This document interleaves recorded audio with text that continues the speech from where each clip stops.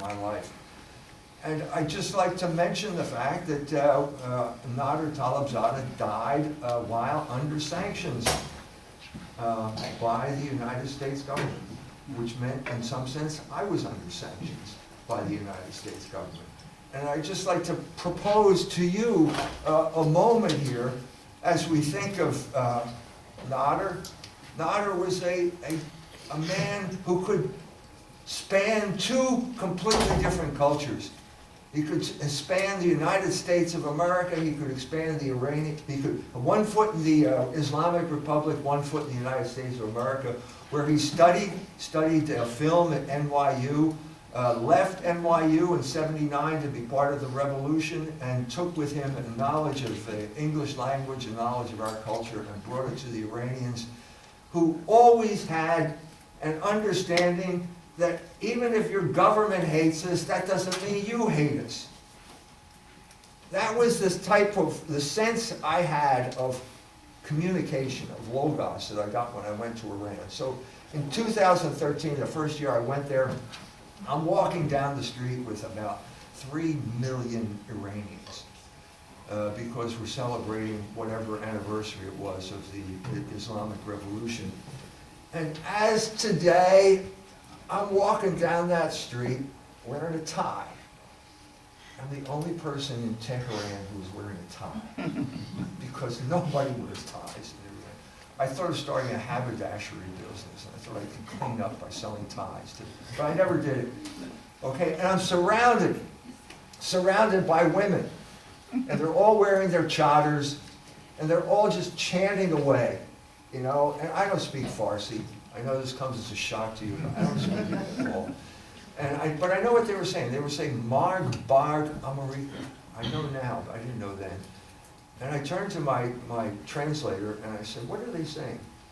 And he said, death to America. So here I am, the only guy wearing a tie. And surrounded by women chanting death to America.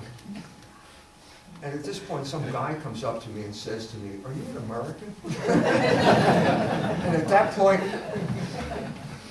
I was tempted to say, no, I'm a Canadian. But I didn't. I didn't. I said, yes, I'm an American. He said, I'd like to come to America. So that was this moment here. This moment where you see that the governments that are at war with each other doesn't mean that the people are at war with each other. And Nader was a man who brought those people together and went out of his life under sanctions, unlike Sheldon Adelson. You remember the late Sheldon Adelson, right? Sheldon Adelson, I was in Mashhad at one of those conferences, and I told the Iranians there are 3 reasons why you don't have a nuclear agreement, and the 3 reasons are Sheldon Adelson, Paul Singer, and Bernard Marcus, because 3 rich Jews control our foreign policy. Sheldon Adelson made famous comments about Tehran and Iran. He said, what we need to do is basically drop a nuclear bomb on the desert right outside of Tehran. We'll kill a few rattlesnakes, but that doesn't matter. We'll send them a message. Now, this is a man who went out of life, you know, a rich man. We don't know what happens to rich men when they die. He went out of this life honored by presidents and so on and so forth, calling for a nuclear attack on a country where the people have never done anything to hurt us, as opposed to Nader Talebzadeh, who left this world after promoting collaboration, intellectual, a meeting of the minds between 2 countries who were told to hate each other because a small group of people had control of our foreign policy. So, let's get back to the conservative movement here, because that's what I'm going to talk about today. Because I was involved in it for years. So, just to give you some indication of where it stands today, I'm listening to I get all these emails, and there's a link to an interview that Tom Woods is having with Paul Gottfried, the last man to speak here. And Tom and Paul are talking about the fact that there's something wrong with the voters.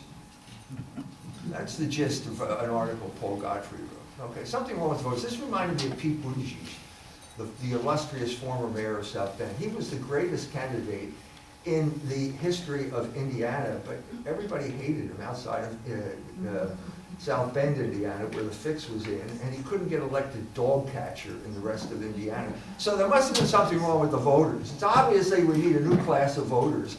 I thought that was a really stupid thing to say then, and here we have Paul Godfrey and Tom Woods saying the same thing.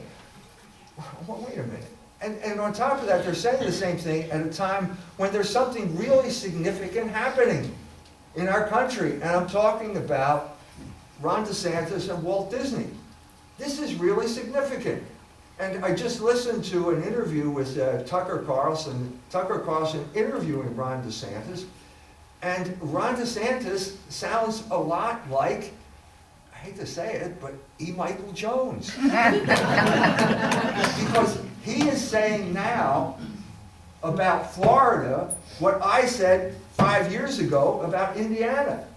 Except that in Indiana we had Mike Pence as governor. You all remember Mike Pence, don't you? Not the sharpest tool in the shed. Proof of that is he became vice president of the United States. And so the same thing happened in both states. Here in Indiana, they passed a bill called the Religious Freedom Restoration Act, which said basically you can't be coerced by the homosexual juggernaut to do things you don't want to do. Okay, and this enraged the oligarchs, and one of the oligarchs actually parachuted into Indianapolis, Mark Benioff, and went up to actually stood in front of the state legislature and said, "You guys have to overturn your law, because I don't like it." And they all just stood there and kind of rolled over and played dead. They didn't know what to say, most of all Mike Pence. Now, all Mike Pence had to say was basically, "Mr. Benioff, what part of Indiana do you come from?" Oh, you're from San Francisco. That's not Indiana, is it? No. Oh, well, were you elected to public office in this? No, oh, you weren't elected to public office either. So let me get this straight now. You're coming to Indiana to tell the people who actually were elected in this state to overturn the law they just passed. Isn't this something like overthrowing the government? Isn't this an insurrection, to use a word that got used? Well, Pence never said it, but I'm listening to DeSantis is saying exactly that now. He's saying, well, we're not going to let people from Burbank tell us what needs to be done in Florida. So you're seeing the resurrection of local government at the final moment, and when the United States federal government has overreached for years and years and years, and now finally they went too far. They overplayed their hand. Disney overplayed their hand. You can imagine the reaction in Burbank now. Oi! Oi! We got to pay taxes. Oi! Who did this? Wait a minute. Stop! Tell them to stop. We're okay. Get rid of the homosexuals. We don't care. No, they overplayed their hand. Now they have to pay taxes like everyone else, and now they're upset because they have to pay taxes. So what do the two conservative solons on the radio have to say about it? Nothing.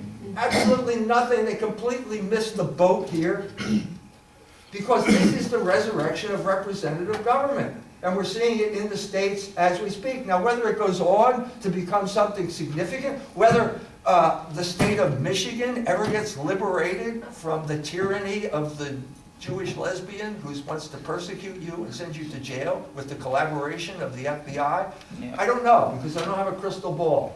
But we know we're a persecuted minority by the people who are supposed to elect us or who represent us. And that is the fundamental problem, not only in the United States, but in the world.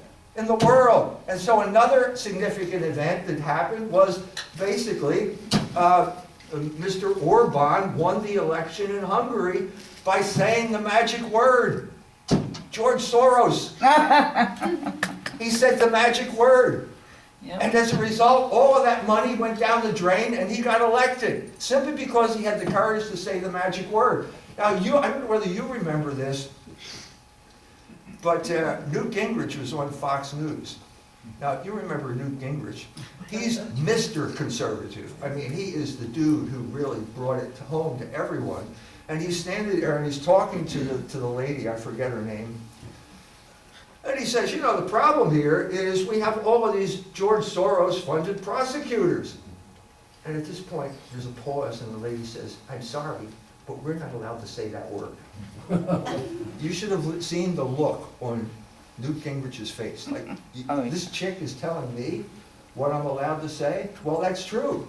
And she said it, and I'm glad she said it, because now we know what you're allowed to say and what you're not allowed to say. And the fact of the matter is that Orban, Mr. Orban, is now president of Hungary because he said that word. So let that be a lesson to us. So where are Tom and Paul? Well, nowhere to be seen. In this is what I see, the movement of history in our time today. We have to have this resurrection. We have to come back to some type of representative government because things are going badly. You probably knew that. There's a war in the Ukraine because we simply do not have representative government when it comes to foreign policy. I've already talked about Iran. So who are these people? Tom Woods went to Harvard with my son. They both graduated in 1992. They both were involved in a conservative magazine called Peninsula. Okay, Tom went on to become the darling of the von Mises Institute, which is basically libertarianism. Okay, I hope I don't offend any libertarians here, but it's a completely obsolete ideology that should be thrown out immediately. I hope Father Sirica is in the audience, another Michigander who betrayed his people in every aspect. Okay, sorry, Father.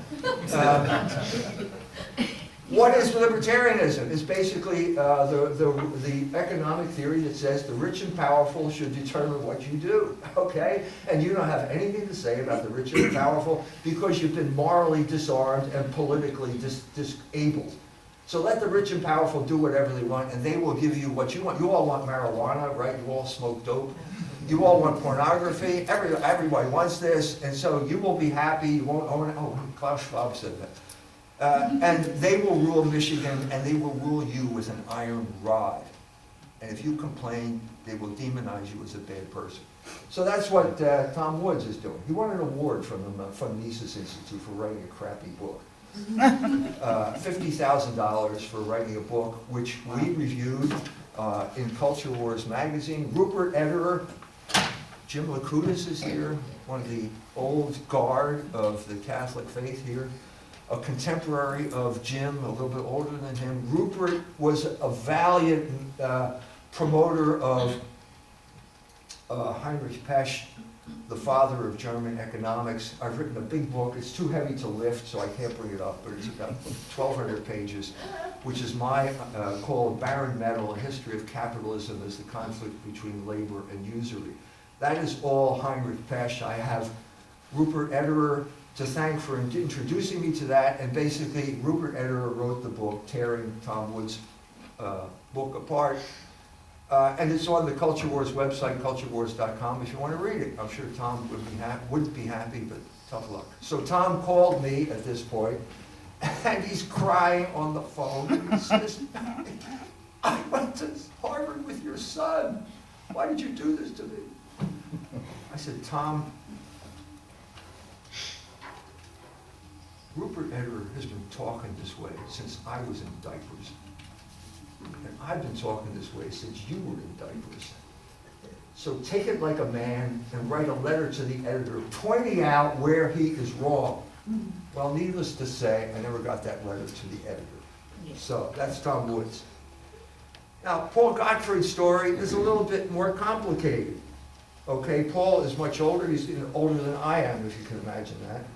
And I first met Paul in Tom Fleming's living room. And Tom Fleming has spoken here too. We're talking about the elite of basically paleoconservatism, which is basically based in the Midwest. And Michigan is one of the main foci of this political movement. And here's Tom Fleming, and I'm in the living room, and we're talking in German. I can barely understand Paul because he has a really weird German, and I speak perfect German, so I should. So he's saying, he's attacking me.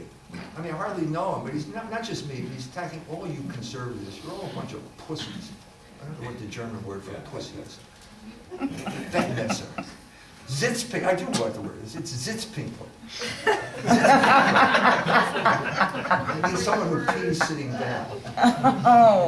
So he called me a Sitzpinkler because I wouldn't criticize Jews.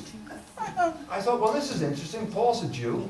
He's attacking me, but he had specific Jews in mind, and namely neoconservative Jews, because he had a particularly unpleasant incident. He was supposed to get an endowed chair at Catholic University, and they stopped him. They, meaning two people in particular, Midge Decter and Norman Podhoretz, who both did not like Paul. He was the wrong kind of Jew as far as they were concerned. So he said, basically, you know, why are you not standing up to these people? And I took it to heart, as I do many times, and the result of that was basically the book I wrote called The Jewish Revolutionary Spirit, which got me involved in thinking through this thing, because this is a crucial moment in time, because at this point, we're talking around 2003, America's going to war once again. And once again, I can't figure out why we're going to war. What did Iraq do to us? How are we going to benefit from this war? Well, the answer is we're not going to benefit. There's one group of people who's going to benefit, and they're located in Israel. And this has become, suddenly I'm seeing a pattern emerging here. And part of it has to do with the Michigan story, because one of the great conservative thinkers was Russell Kirk from Michigan, and he went to the Philadelphia Society, which is the conservative society, and he said basically, Tel Aviv is not the capital of the United States. And at that point, the Decter and Podhoretz and company got so upset that they expelled Russell Kirk from the synagogue known as conservatism. Well, he created it. This is odd, isn't it?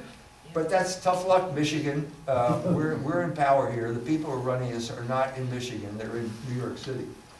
Okay? So I got this from Paul. I got this from Tom Fleming. I didn't know what a neoconservative was until I talked to Tom Fleming. And he's the one who created the term paleoconservative. Because he studied Greek, right? And paleo is the opposite of neo. So, but what did paleoconservative mean? What he was really talking about is the Midwest. I'll get closer. I'm going to zero in on this thing to get more specific. But again, at that time, what is the big issue here at the Rockford Institute, which was then the sponsor of the conservative, the Chronicles conservative movement? Well, it was the split that took place because the only thing that happens in the conservative movement is it splits off and gets smaller and smaller and smaller. So the split at this time was Richard John Newhouse. Remember Richard John Newhouse? Okay, a lot of fans here, I can tell. He was working with Tom Fleming, was editing something called the Religion and Society Report, and at a certain point, Richard John saw his opportunity, and he basically stole a $250,000 grant that was earmarked for Chronicles and Rockford, and took it to himself and created a magazine called First Things. First Things, okay? And that was basically declaring war on Rockford. Manhattan, once again, Manhattan, Wall Street is fighting Main Street once again, okay? Now, First Things then went on to become the flagship of neoconservatism, which is what I'm going to say is conservatism which was fit for polite company in the salons of Manhattan. That's what I'm talking about. It became fairly successful. The one thing you can be sure of on their website is you will never hear the story that I just told, because as soon as it appears, someone presses the button and deletes it. So they don't want to know about that thing. But anyway, so what does that mean? What does it mean to be fit for polite company?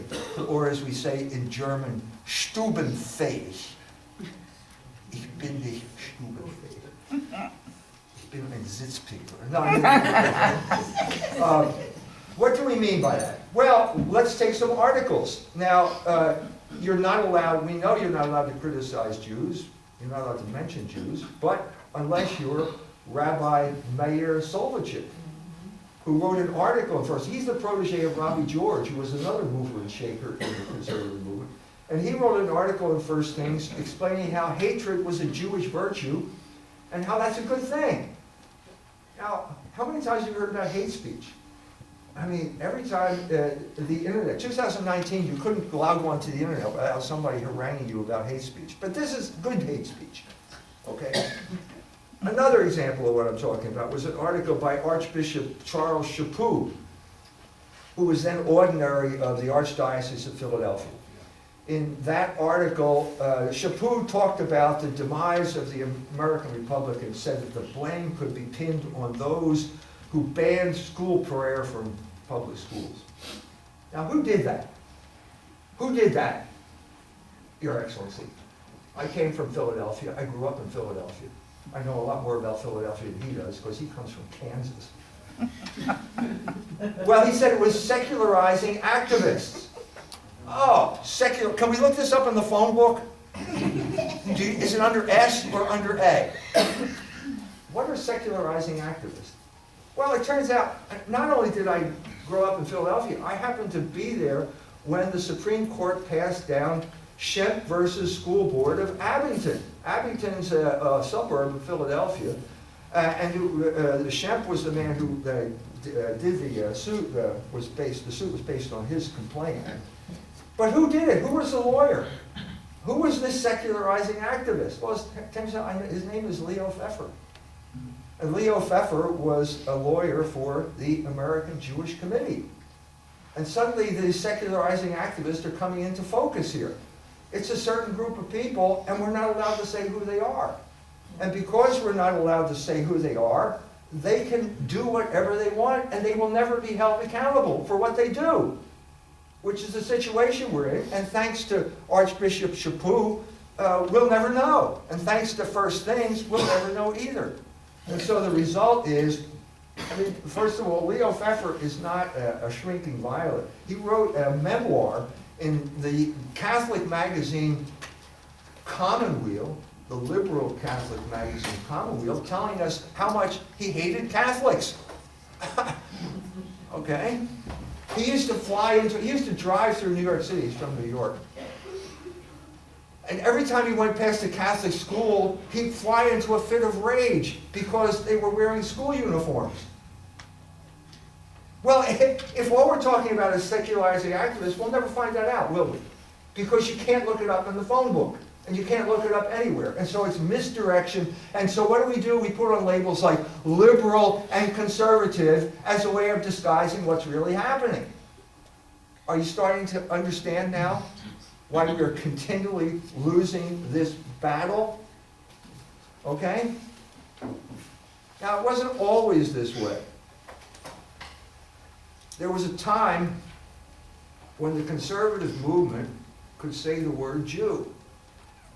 And I'm talking about the period before World War II, when conservatism in America was known as the America First movement. And when its leaders were people like Charles Lindbergh, Father Coughlin, and Henry Ford. Now, the last two of those people came from Detroit, which is in the state of Michigan. And what those three people have in common is that they all said the word Jew. And they were all banned for saying it. Okay? That's what happened. Lindbergh, you probably know, gave his famous speech. He gave a speech in Des Moines, Iowa, and he said, basically, there are three people that want to get us into a war with Germany. It's the Roosevelt administration, it's the English, and it's the Jews. And as soon as he said that word, he touched the third rail of American politics, and the entire establishment came down on him. Now, that was conservatism back then. That was conservatism where you were rooted in a particular place, namely the Midwest. You had people who represented your interest, who spoke in your behalf, namely people like Ford and Coughlin and Lindbergh. And you were engaged in basically making things, because that's what we did in the Midwest. Because we understood here that labor is the source of all value, and that usury is what they do on Wall Street. And there's a certain group that has been heavily involved in usury for just 2,000 years or so they're experts at it. And this was the battle in America at that time. Well, nothing has changed. We still have another group of Jews wanting to get us into war, once again, where they're now willing to fight to the last drop of Ukrainian blood. And there are people who are thumping their chest here, saying, you know, cheering them on. Now, how do I know this? How do I know this? Because I knew another famous figure in Michigan and Midwest history. He had a house in Michigan where I met him oftentimes, and I'm talking about Henry Regnery. Henry Regnery, the famous publisher. Henry Regnery grew up in Chicago. He went to Harvard, like my son. He met a Quaker princess there. He got invited to Philadelphia, and he married her, and he became a Quaker as a result. I think he was originally a Catholic because he came from that area of Germany. Okay, why did he become a Quaker? He was favorably disposed because his father had become a Quaker, because during World War I, the Quakers saved Germany from starving to death. It was called the Quaker Speise. And basically, they were reacting to Winston Churchill, one of the biggest war criminals of the 20th century, sorry fellas, who basically blockaded German ports after the Germans signed the armistice and the Germans were starving to death. And the Quakers came to their rescue. And so Henry was impressed. He became a Quaker, and he became the publisher. Now, Henry told me that on December 8, 1941, okay, one day after Pearl Harbor, the FBI showed up at Henry's father's door and demanded the mailing list for America First. Wow. Henry's father was the treasurer for America First. They demanded the mailing list. I don't know whether you remember these days, but if you had an organization, your organization was basically a mailing list. That's what it was. Before the computer, before they could destroy you through your computer, the only way they could get at you was through your mailing list. That was up to the point when I founded Fidelity magazine 40 years ago. You had to mail to people and so on and so forth. That decapitated America First, and at that point, America lost its only indigenous grassroots form of conservatism. At this point, we have the new regime. The new regime comes into power in a crucial period, and I'm going to say it was between 1953 and 1955. Crucial moment. 1953 is the moment when the CIA comes into existence. 1954 is the year that Brown versus Schoolberg gets handed down, and 1955 is the year that National Review gets founded. The other thing that I didn't mention at this point is that in 1953, Henry Regnery created the conservative movement by publishing 2 books. One was God and Man at Yale by William F. Buckley. The other was The Conservative Mind by Russell Kirk. So you had basically this kind of representative of both wings, like New York and Michigan, coming together in a movement that was going to be like a hybrid movement. And as we know, hybrids are sterile. And the proof of this was the conservative movement. So it wasn't, so the other thing that we have to talk about, Joe Sobran spoke here. I got to know Joe during the end of his life. He always treated me with contempt, but that's okay. I deserve it. Joe, I asked Joe at dinner once, was National Review a CIA front? And Joe said, I don't know. I just signed up to fight communism. Well, everybody signed up to fight communism in 1953. This is the year that Stalin died. They should have basically kissed and made up at that point, but they didn't, okay. And this is the year that the anti-communist crusade took off in earnest. And they got involved, They created the Congress of Cultural Freedom. Congress of Cultural Freedom contested the Soviet Union on cultural grounds after the Soviets had come to New York, a very bold move on the part of the Soviets, and staged their own Congress talking about the superiority of Soviet culture over decadent American imperialism. The man who showed man of the hour there was Dmitri Shostakovich, who was the greatest composer in the world at that point, I would say. You know, and he stood up there and he talked about the superiority of